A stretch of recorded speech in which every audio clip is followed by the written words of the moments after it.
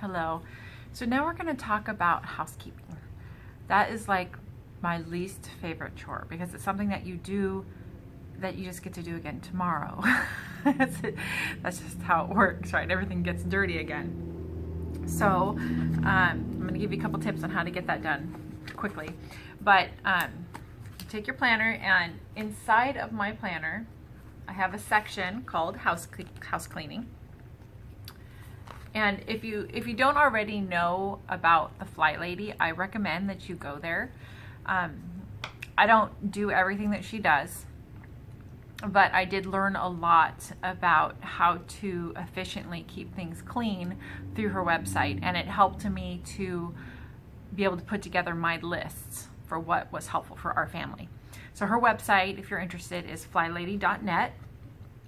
I've actually been on her website since, golly, I don't know, since the internet came out, right? I mean, I don't know, when we first got our computer for the very first time and started playing around on the internet, I found her in the very beginning. So I don't know how long she's been around, but as long as she's been around, I've been following her.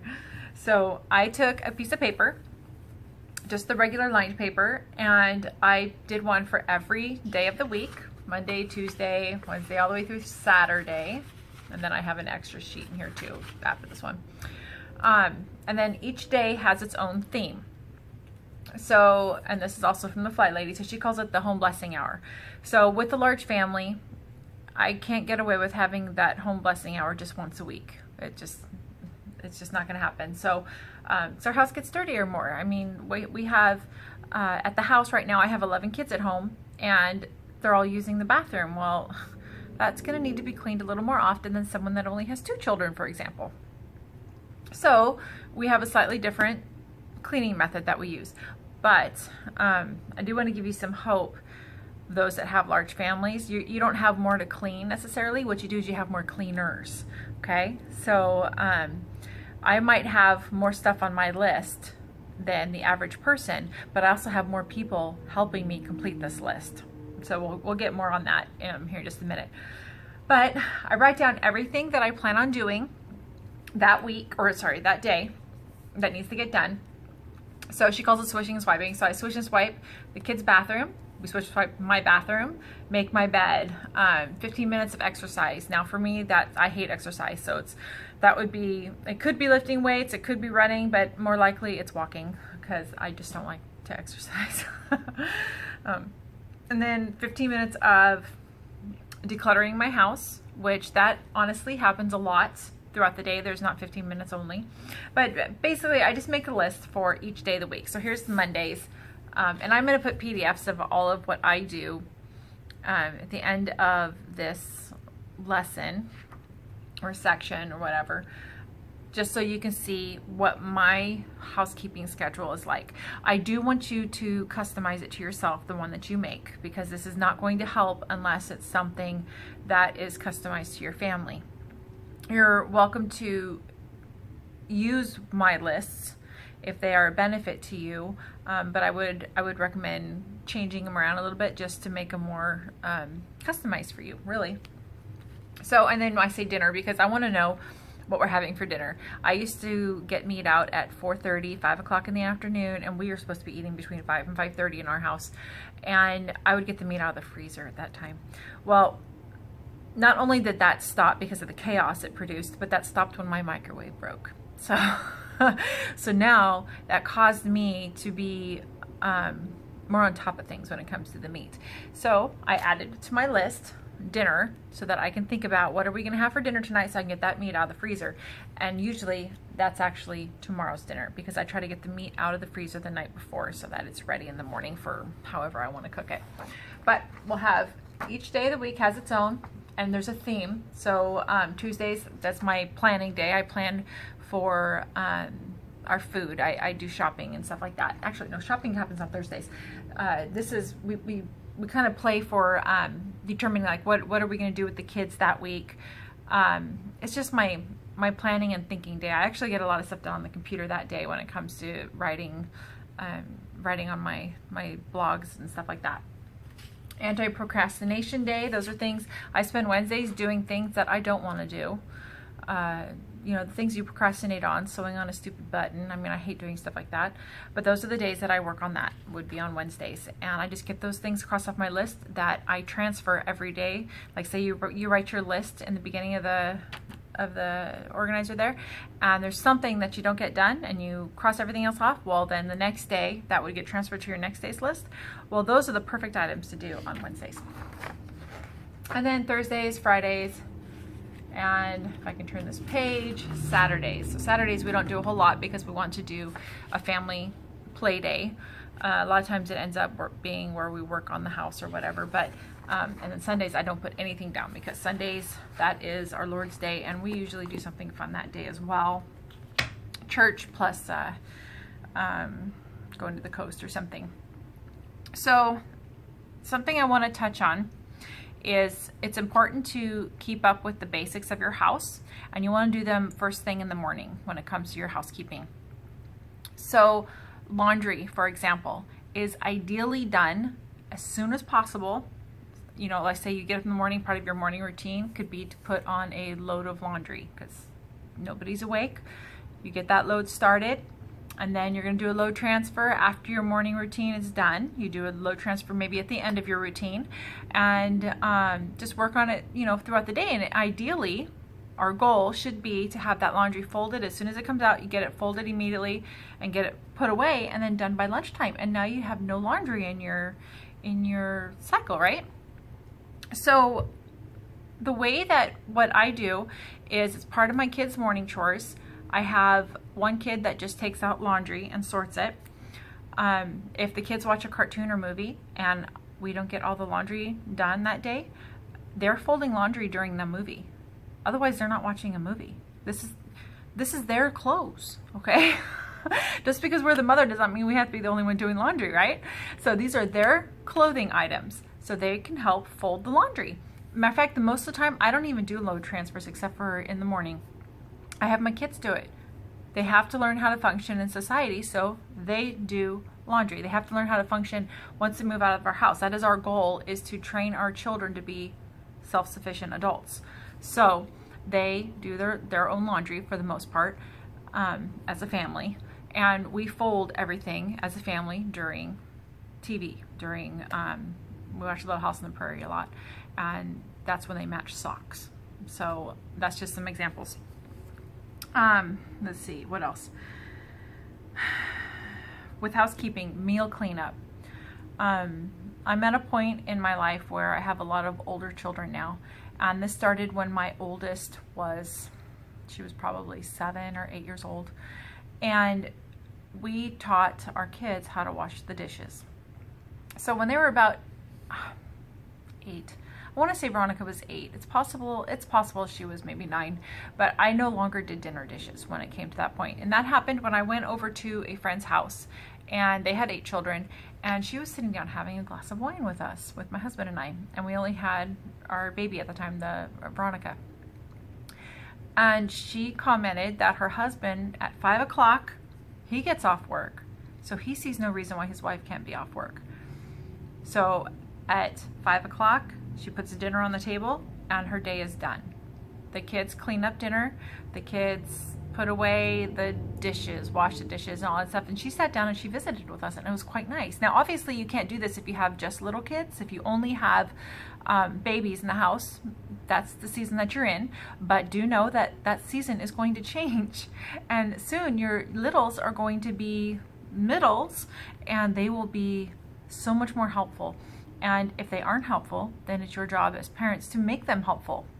That is what we're there for, to teach them that the world does not cater to them, that they need to have a servant's mind. They need to serve other people. Otherwise we get all these, I'm going to get on a tangent again, these millennials out there that think that they are deserving of everything, and that's not what we're trying to do here. We're trying to raise self-sufficient members of society that don't need someone to take care of them, that can take care of themselves, and that can take care of those that are given to their care, their family and their children. So anyways, so that the kids take care of the meals. Now if you're in that little age, again, don't worry about it, you will get there, but teach them how to help. I started teaching my kids to help when they were 2. If they can stand on a stool and hold a dish, yes, they might drop it and break it, but that is okay. I would rather go buy a new dish than have them not know how to help me, because I cannot mentally do it all myself. So they would sit there and help me wash dishes.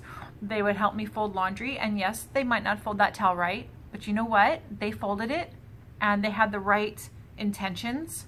So I didn't refold it unless it was horrible, but nothing is so horrible, really. I can't even really think of one that I refolded that I couldn't put away.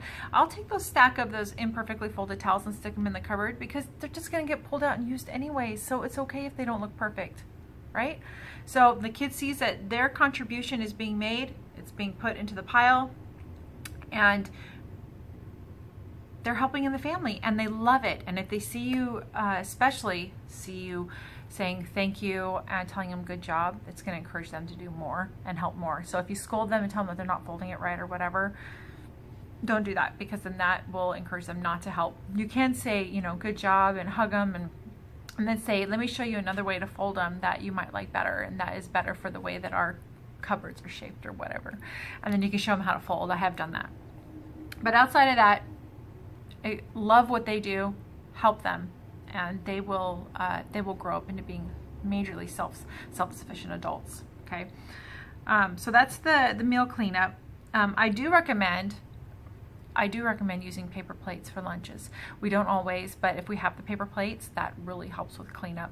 And then especially if you're on the go or whatever, then use paper plates. And my kids also eat outside a lot too. So, and something else that, I'm sorry, I'm looking down at my notes to make sure I don't forget anything.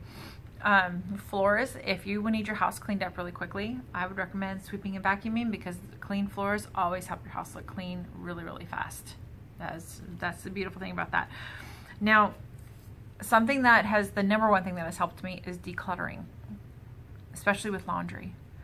Get rid of everything that you don't need or don't use, or as they say now, it doesn't bring you joy. So I don't recommend getting rid of everything, but I have not found so much peace until we got rid of so much stuff just to move, okay? We got rid of half of our items just because we didn't want to take them with us. Even though we were using them, we didn't want to take them with us because they weren't, you know, pretty enough or whatever. We just figured we'd do without. And then the other things we just figured we'd sacrifice and do without, because we wanted to stage our home to make it look bigger. And so we would, like for example, my husband and I got rid of our dressers. Well, they were pretty big, and I had a lot of stuff in those dressers. So we packed up most of the clothing that was in those dressers, and just saved what we needed, and we put our clothes into 2 little nightstands, and these are tiny little nightstands. Okay, so I have all my underclothes, my running clothes, I have I don't know, I have shorts in there, swimming clothes. It's basically one running outfit, one swimming outfit, and underwear, socks, but only the basics. And now that we've been living like this for about a month, it is my absolute favorite way now to live in our bedroom. It is so open and peaceful that I don't want to unpack when we get to where we're going.